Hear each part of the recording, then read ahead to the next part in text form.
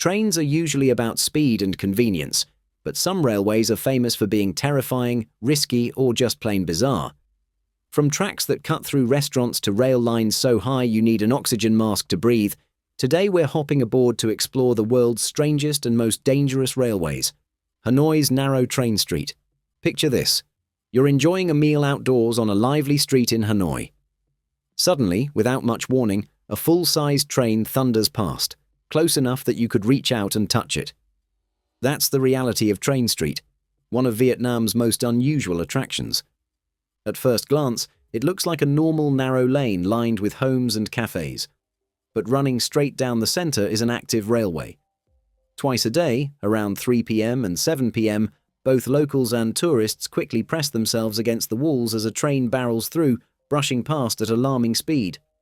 This strange setup dates back to 1902, when Vietnam was under French colonial rule. The French built railway lines through what was then empty land, connecting Hanoi with other regions.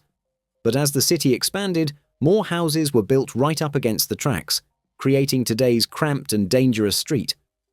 By 2006, the government outlawed new housing within 16 feet of active railways. Yet Train Street had already become a magnet for visitors, and residents turned it into a business opportunity by opening cafes that promised front-row seats to the spectacle. Of course, the mix of trains and tourists quickly proved hazardous. In 2019, one driver reported making 3 sudden stops in a single day to avoid hitting visitors taking selfies on the rails. That same year, the government ordered the street closed for safety reasons. But some cafes ignored the ban, still inviting tourists to sneak in for photos and drinks as trains rolled through. Remarkably, no one has officially been killed on Train Street, though in 2022 a tourist was struck and injured while posing for a photo. Beyond this street, train travel in Vietnam is far from safe. Hundreds of accidents happen each year, and in 2011 alone there were 263 fatalities nationwide.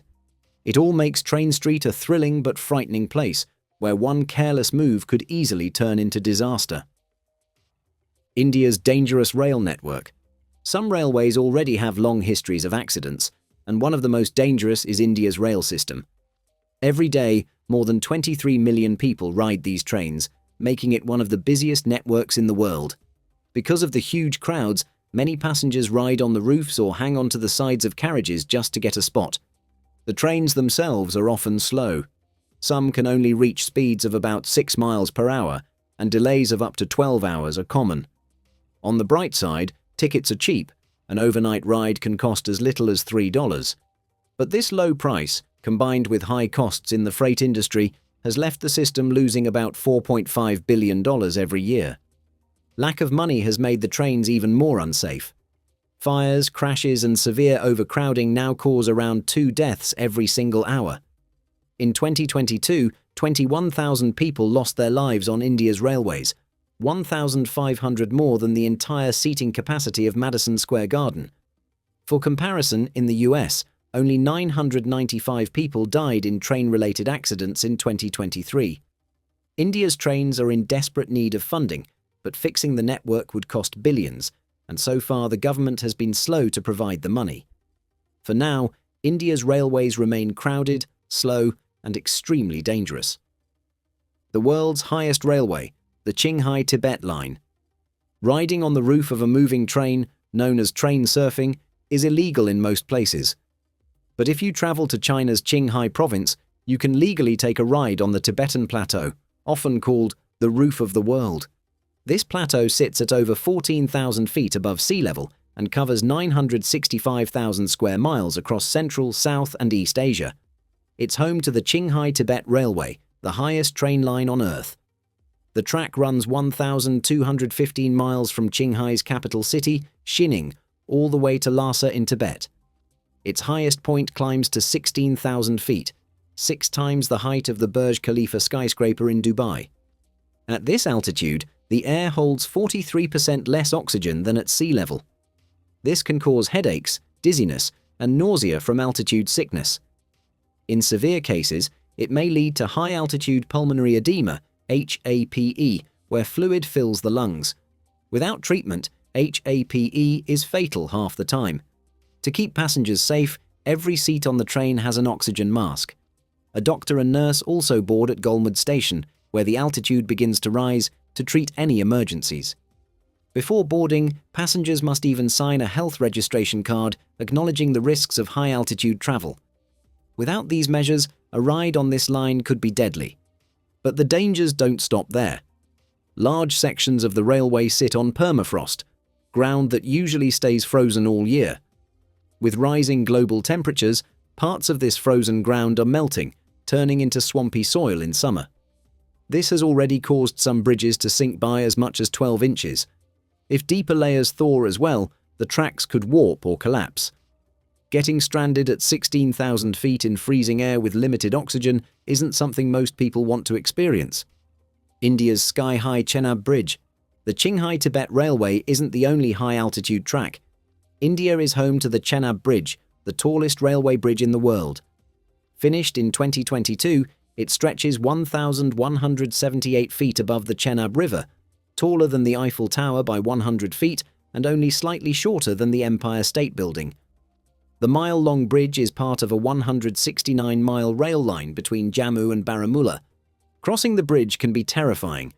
The region is known for strong earthquakes, some measuring as high as 8 on the Richter scale, powerful enough to destroy entire cities. The bridge has already faced violent shaking during quakes, and even without earthquakes, wind speeds on the bridge can reach 160 miles per hour, the same strength as a Category 5 hurricane. For comparison, when Hurricane Katrina struck Louisiana in 2005, it was only a Category 3 with 115 miles per hour winds. Luckily, engineers designed the bridge to handle extreme conditions. Its steel and concrete supports can withstand magnitude 8 earthquakes.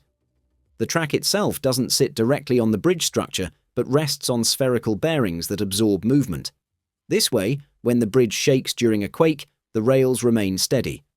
The Chenab Bridge took nearly 20 years and about $200 million to build.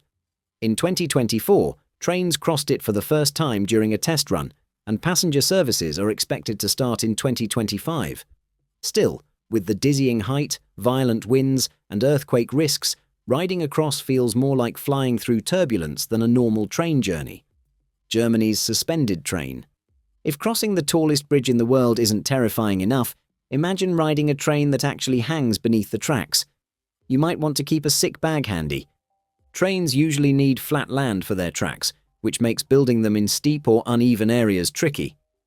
Back in the late 1800s, engineers in Germany's Wupper Valley found a clever solution: the Wuppertal-Schwebebahn. This is the world's oldest suspension monorail, where carriages don't run on top of rails. They hang underneath a single rail. This design allows the train to glide over hills, roads, and even rivers. Stretching 8 miles above the River Wupper and reaching heights of up to 39 feet, the Schwebebahn still carries around 80,000 passengers daily. Suspended trains solve space problems, but they also introduce unique risks. In April 1999, a train collided with equipment left on the tracks by a construction worker. The impact caused the carriage to fall roughly 30 feet into the river. Unlike derailments on conventional tracks, this accident was deadly. 5 people died and 49 were seriously injured. Fortunately, it was a freak incident, and no other fatal crashes have occurred since. The idea, however, inspired other countries. In 2023, Wuhan, China, unveiled the Optics Valley Sky Rail, a futuristic suspended monorail running 6.5 miles between Guangshan and Luoxiang. Fully driverless, its glass-floor carriages glide at 40 miles per hour, hovering 65 feet above highways and train lines. Passengers can look straight down as the ground rushes by, a thrill that's not for the faint of heart. From historic ingenuity in Germany to cutting-edge design in China, suspended trains offer breathtaking views and engineering marvels, but one wrong move at such heights could be fatal. Cambodia's bamboo trains, the Norris. Sometimes traveling by train can be just as dangerous on the ground as it is in the air. Take Cambodia, for example, where some old railway tracks are so risky that the government warns they may still pass over live landmines. During the 1970s, Cambodia was controlled by the brutal Khmer Rouge regime under dictator Pol Pot. Although the regime lasted only 4 years and was overthrown in 1979, the destruction it caused still affects daily life in the country. The rail system was heavily damaged by guerrilla warfare, and the government has warned that some tracks may still hide mines.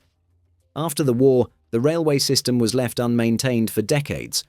Only one passenger train ran per week, and it moved so slowly that people could walk faster than it. But locals still needed a way to travel and transport goods between towns. In the 1980s, civilians in areas around Battambang and Pursat began building their own makeshift trains out of bamboo. These became known as Norris trains. Each train had two separate sets of wheels and axles, with a bamboo platform placed on top. They were powered by motorcycle engines, allowing them to reach speeds of up to 25 miles per hour along the existing railway tracks. As you can imagine, this DIY service was illegal and completely unregulated. Yet the government allowed it to continue because the trains were so useful for local transportation, and enforcing a complete ban would have been very difficult. Despite their usefulness, the Norris trains were far from safe. It wasn't just the poor track conditions or the possible presence of landmines that put drivers at risk. The bamboo trains shared the same tracks as Cambodia's official passenger and freight trains. This meant that if a Norris train happened to be on the track at the same time as a full-size train, the situation could become a very one-sided game of chicken. Drivers had to quickly disassemble their bamboo platforms, move them off the track, and get out of the way, or risk being run over. Despite all the danger, the Norris trains became a staple of Cambodian life for decades. They carried locals across towns, helping people move goods and travel where official trains could not. This continued until 2017, when the government decided it was time to modernize the rail system. A new official railway was developed to connect the country, making the bamboo trains largely redundant. However, the Norris trains had by then become an important part of Cambodian culture. To preserve this legacy, a new honorary Norris track was built 12 miles from Battambang, primarily as a tourist attraction. Now, visitors can still ride a bamboo train through Cambodia's beautiful countryside safely without worrying about colliding with a full-sized train or stepping on a landmine. Sicily's Circumetnea Railway, riding around an active volcano. Some railways are dangerous in a very different way. The Ferrovia Circumetnea in Sicily runs around Mount Etna, Europe's largest and most active volcano. Etna erupts several times every year, which may sound terrifying, but the railway has been operating safely for over a century. The Circumetnea was built between 1895 and 1898 to provide rail service to 5 isolated towns near the base of Mount Etna. The route stretches 68 miles around the volcano, with its highest point reaching 3,150 feet above sea level. Riding close to an active volcano can be scary, and over the years, eruptions have occasionally covered sections of the track with lava, stopping the trains temporarily. Originally, the train stopped at a village called Mascali, but in 1923, a lava flow completely destroyed the town. Fortunately, the villagers had 3 days to evacuate before the lava reached their homes, showing that even in extreme cases, there is usually time to escape. Despite the risks, the Circumetnea Railway is actually quite safe. For one, the tracks never run near the volcano's crater and always maintain a safe distance from Etna's active zones. Lava also moves very slowly, typically around 0.25 miles per hour. So even if an eruption occurs while the train is running, passengers would have plenty of time to get out of danger. Interestingly, Mount Etna's frequent eruptions make the railway even safer in some ways. Regular eruptions tend to be smaller and more predictable, allowing scientists to monitor the volcano and give warnings before trains depart. This helps ensure that the railway can operate safely despite the active volcano nearby. That said, there are still occasional dangers. Etna can throw large chunks of molten rock, known as lava bombs, which can travel for several miles before falling to the ground. While it is unlikely that one would hit a train, the possibility exists. Dodging flying volcanic debris is definitely one way to add excitement to your commute. Despite the risks, the Circumetnea Railway offers breathtaking views of Sicily's countryside and the volcano itself, making it a popular attraction for tourists and locals alike. It's a unique journey that combines adventure, history, and incredible scenery, all while safely skirting one of Europe's most famous volcanoes. Australia's Katoomba Scenic Railway, the steepest ride. But the Circumetnea isn't the only tourist railway that puts passengers in serious danger. In Australia, where even spiders and sharks seem out to get you, the Katoomba Scenic Railway in the Blue Mountains of New South Wales stands out as one of the most extreme. This railway holds the title of the steepest railway in the world, descending at a jaw-dropping 52-degree angle. At first glance, it looks like it belongs in a theme park like Six Flags. But the track wasn't built for thrills. It was originally constructed in 1878 to transport coal and kerosene from mountain mines to a larger railway at the top. When the mines closed in the 1930s, the owners realized they could repurpose the old coal-carrying cars as a tourist attraction. The first rides were not very safe. Passengers had to kneel in the coal carts with sacks over their legs, a setup that could easily have caused serious accidents. Luckily, the owners eventually upgraded the system. Today, the Katoomba Scenic Railway has evolved into a modern tourist ride. The carriages now feature glass roofs and comfortable seating for 84 passengers, allowing visitors to descend 1,360 feet of track in relative comfort. For the bravest thrill seekers, there's even a special cliffhanger option, where you can tilt your seat forward to increase the angle from 52 degrees to 64 degrees, making the descent even scarier. You might wonder, how is this legal? Well, the railway isn't considered a roller coaster because it only moves at a top speed of 9 miles per hour. That may sound slow, but the steep angle still makes the ride genuinely terrifying. The railway can carry 840 passengers per hour, giving many visitors a chance to experience its dizzying drops. If you ever find yourself in Katoomba, the Scenic Railway is a must-visit. Just make sure you can keep your lunch down during the heart-stopping descent. Switzerland's Stoosbahn Railway, the tilted train. If the Katoomba Scenic Railway made you feel queasy, don't put away your puke bag just yet. The Stoosbahn Railway in the Swiss Alps takes steep railways to another level. This train climbs a near-vertical slope with a gradient of 47 degrees, ascending almost 2,450 feet in just over a mile of track. It travels at an impressive 22 miles per hour before reaching the popular ski village of Stoos. What allows it to climb so quickly is its unique design. The Stoosbahn is officially the steepest funicular railway in the world. Funiculars use counterbalancing instead of fuel to climb steep slopes. 2 cars are attached to the same cable, which runs through pulleys at the top of the incline. Motors pull the cable so that as one car goes up, the other is lowered, allowing them to pass each other safely at a special midpoint further up the track. The engineering inside the train is equally impressive. On such a steep slope, you might expect passengers to slide out of their seats, but the 4 cylindrical carriages rotate to keep the 34 passengers level, no matter the angle of the track. This clever design took 14 years and $53 million to complete. In winter, snow covers all the roads leading to Stoos, making the Stoosbahn Railway the only way in or out of the village. So, if you want to ski or enjoy the winter resort, you'll need to brave this thrilling tilted train ride. Lynton and Lynmouth Cliff Railway, water-powered funicular. Not all funicular railways need electricity.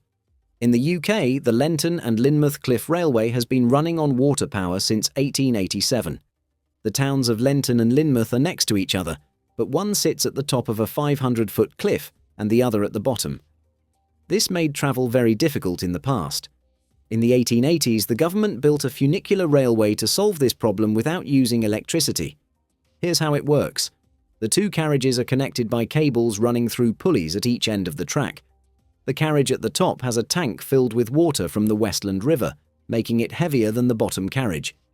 As it descends at 15 miles per hour, the extra weight pulls the other carriage to the top. When it reaches the bottom, the water is drained, and the cycle repeats. This clever system lets the train travel 862 feet of track at a 30-degree incline. Even today, the 150-year-old railway is a popular tourist attraction.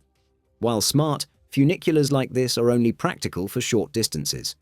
For longer railways with big elevation changes, engineers must find other solutions. Bernina Express, engineering through the Alps.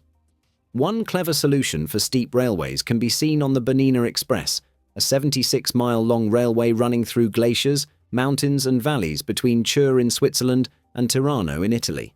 This scenic route faces huge elevation changes, climbing from 1,400 feet in Tirano to a high point of 7,400 feet at Ospizio Bernina in Switzerland, a 6,000-foot climb. Over such a long climb, the track can't be too steep. Anything above a 4-degree incline would make the train wheels lose traction and risk rolling backward. A traditional funicular wouldn't work here. To solve this, engineers built the Brucio spiral viaduct, a 360-degree spiral that lets the train gain 32 feet of elevation over just 360 feet of track. This clever design allows trains to climb steep slopes safely without losing momentum. But the railway still faces other dangers. Because it winds through mountains, it is regularly at risk of avalanches and landslides. Each morning, a scout train checks the tracks for rocks or debris before passenger trains start their journey. Even so, accidents can happen. In 2014, a nearby train line in the same mountains was hit by a landslide. 3 of its 7 coaches derailed and tumbled down a steep embankment, with one car hanging over a ravine. Passengers had to shift to one side of the carriage to stop it from falling. Out of 200 passengers, 16 were injured, and sadly, 1 person died. This incident wasn't on the Bernina Express itself, but it shows how dangerous mountain railways can be, even when they look beautiful. The scenery may be stunning, but the risks are real. Napoleon, Defiance, and Western Railroad, from worst to winner. Next up, we have a track that's as notorious for its danger as it is for its appearance. Dubbed the worst railroad in America, the Napoleon, Defiance, and Western Railroad stretches 53 miles between Indiana and Ohio. Built way back in 1855, this senior citizen of a railway had seen better days and was in desperate need of a makeover. Parts of the line used to cut through the now drained Great Black Swamp, and the constantly wet soil wreaked havoc on the tracks, making maintenance a near impossible task. Decades of neglect and underinvestment turned the rails into a warped, wobbly nightmare, giving the NDW some of the highest derailment rates in the country. While derailments aren't always catastrophic, often the train just slips off the rails and is replaced, sometimes they led to major crashes, destroying cargo and even injuring passengers. By 2008, the entire line was classified as accepted, which might sound like a good thing, but in railroad terms, it's actually the lowest classification possible. Passenger trains were banned, and freights had to crawl along at a maximum of 10 miles per hour, slower than the average sprinting speed of a human. The railroad was old, ugly, and completely unreliable.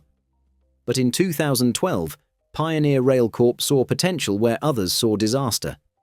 They purchased the NDW for $5.4 million and set about restoring it.